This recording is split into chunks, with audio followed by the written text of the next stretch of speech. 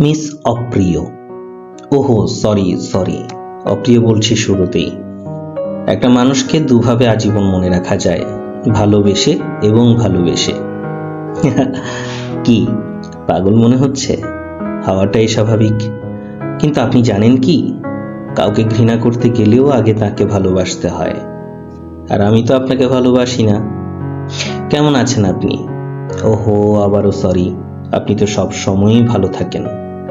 কখনো এমনটা হলো আপনি হসপিটালের বেডে শুয়ে আছেন আর আপনাকে জিজ্ঞেস করা হলো কেমন আছেন, তখনও আপনি হেসে উত্তর দিবেন ভালো। এই প্রশ্নকারীকে আমার সবসময় মনে হয়েছে বেটা আস্ত গর্ধব।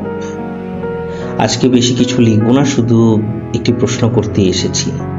সত্যি করে বলুন তো, কবে দেখতে পাবো আপনি সত্যিই ভালো আছেন? শুনতে পাবো আপনিও এক মুহূর্তের জন্য আমাকে ভালোবেসেছিলেন।